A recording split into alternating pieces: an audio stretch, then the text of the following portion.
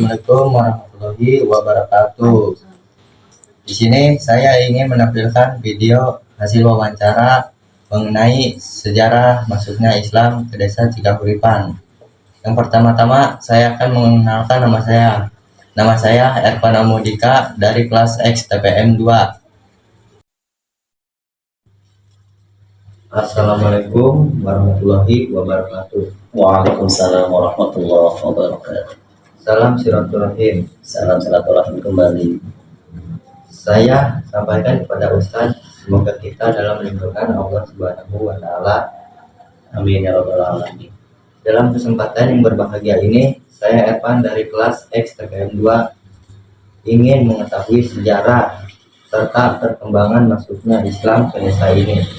Maka dalam kesempatan yang berbahagia ini, insya Allah saya akan mengutarakan sebuah pertanyaan. Yang pertama, apakah Pak Ustadz bisa menjelaskan secara singkat tentang proses masuknya Islam ke desa ini? Untuk masuknya atau proses kenapa Islam itu bisa masuk ke dalam desa-desa, khususnya desa yang kita rasakan sekarang ini. Sebenarnya masuknya itu sangat simpel ya, karena mereka para ulama sudah punya dasar, sudah punya kekuatan masing-masing yang rujukannya adalah langsung beliau Rasulullah SAW. Kemudian mungkin yang terdekat yang masih kita terngiang-ngiang adalah para wali songo ya, di mana mereka memperjuangkan Islam berbagai cara ya. Mulai dari ada yang berdakwah dengan keilmuannya, ada yang bersolawat, bahkan ada yang pakai wayang. Begitupun dengan masuknya proses ya, masuknya ke dalam desa ini itu pun variasi ya. Tapi karena ya, Allah sendiri mengatakan Islam itu adalah agama yang memang Allah sendiri mengatakan itulah agama yang saya ridhoi, maka itulah pertolongan Allah. Jadi para ulama sangat mudah untuk menjalankan dan bersyiar berdakwah untuk mengajak orang-orang masuk Islam. Seperti itu. Melalui cara apa saja Islam masuk ke desa ini? Salah satunya ya, walaupun di situ banyak ya. Mulai ada yang mereka dari segi perdagangan ya. Di situ mereka langsung mengutarakan ya. Secara tidak langsung, ayo inilah orang Islam ketika kita ingin berjualan yang bagus seperti ini. Ada yang caranya dengan mereka mengajarkan keilmuan langsung dengan kepintaran mereka, dan ada yang dengan kerahman rahim bahwa Allah ini loh Allah, bahwa ini loh Islam, agama yang memang Allah Subhanahu wa Ta'ala rahmati seperti itu. Apa yang menyebabkan Islam mudah diterima di desa ini? Yang mudah diterima adalah cara menyampaikannya para ulama, para orang alim ketika menyampaikan kepada masyarakat supaya mudah diterima adalah secara perlahan dan pelan-pelan.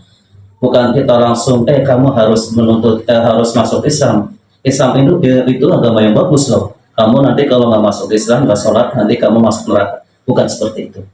Tapi perlahan-lahan, dengan senyuman, dengan lemah lembut, dengan cara damai. Apalagi sudah jelas Allah mengatakan, ya agama Islam itu adalah agama rahmatan lil alamin.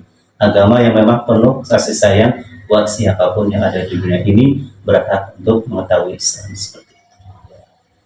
Terus apa pengaruh agama Islam bagi masyarakat?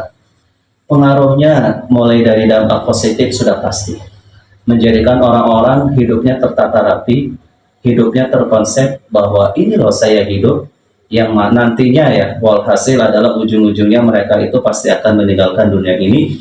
Otomatis ketika mereka hidup pun harus terkonsep, harus merubah.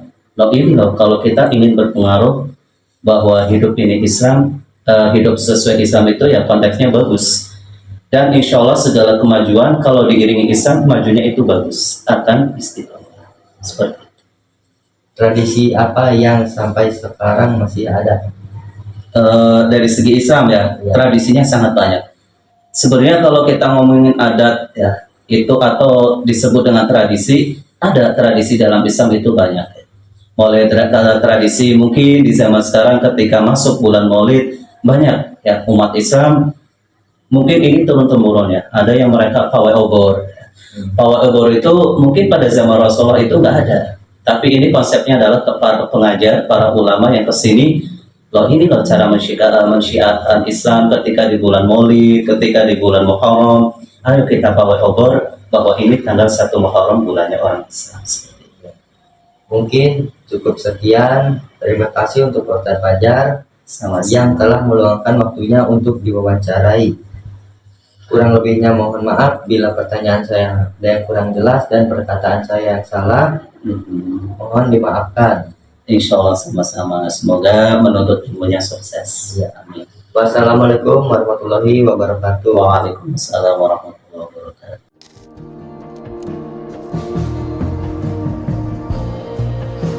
Masjid Jami Al-Amin adalah salah satu masjid yang berada di desa Cikahuripan. Masjid Jami Al-Amin sangat terjaga kebersihannya. Masjid Al-Amin ini juga sangat aktif digunakan oleh masyarakat sekitar untuk melaksanakan ibadah sholat fardu.